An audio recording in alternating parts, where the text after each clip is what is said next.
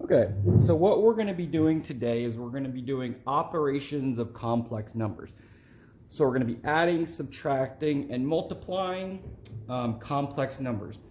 And what a complex number is it's simply this I, okay? I in math is equal to, it's defined as the square root of -1. That's just a fact. That's what it is. Now, what we're going to be interested in is how do we work with this I? Okay, so if you see here, I have I equals the square root of -1. Now, if we were to square this, right? So if I were to square this side and square this side, well, square root and square are opposites. They're opposite operations. So what actually happens here is when you square it, you're going to cross this off, and I squared is equal to -1. Okay, we're going to use this fact later on. Okay, but what I want you to think of the I as just a letter, like an X, until you see this I squared, and then it's something very specific, which is this -1. Okay, now, so we're going to be adding, subtracting, multiplying, and then we're going to be using radicals with this fact over here. Okay, so whenever you see a plus sign with parentheses, or even if it doesn't have parentheses, you're just going to combine my like terms. So since there's a plus here, there's nothing really to do. What I'm going to do first is just go ahead and rewrite this with the parentheses gone. Okay? So with the plus sign, you can just get rid of the parentheses and you can start going to work. Now, it's just like anything else. We combine like terms.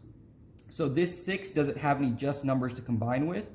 Sure, I have this plus 4. 6 plus 4 is going to give me 10. And then remember, this is an I, so really it's a 1I.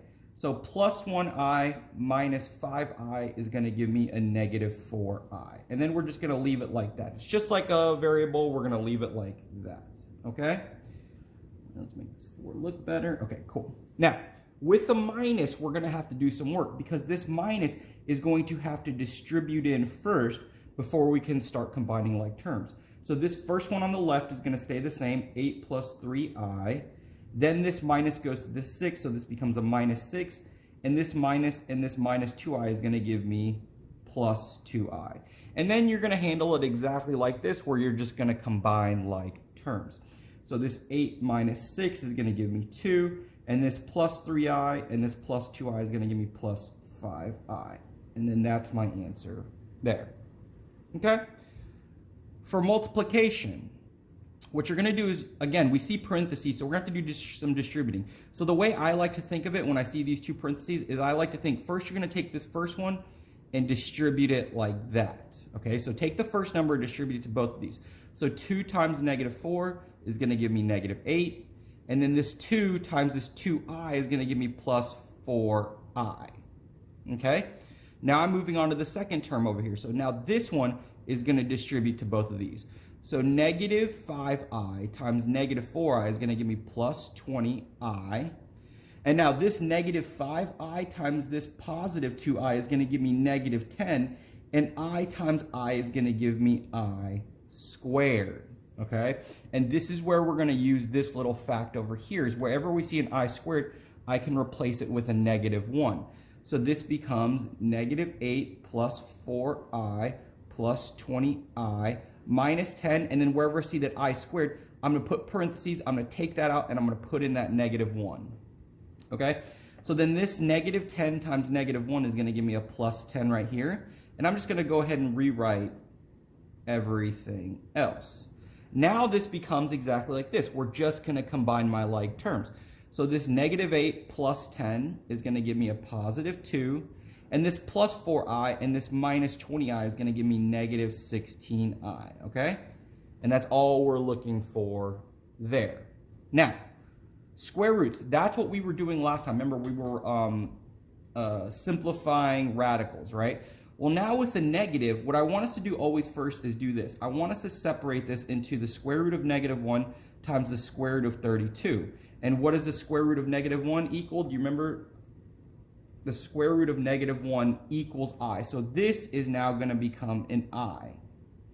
And then I'm going to do exactly what I did on the last lesson, which is I'm just going to simplify this radical. So remember, the numbers we're allowed to use are 2, 3, 5, 7, 11, ...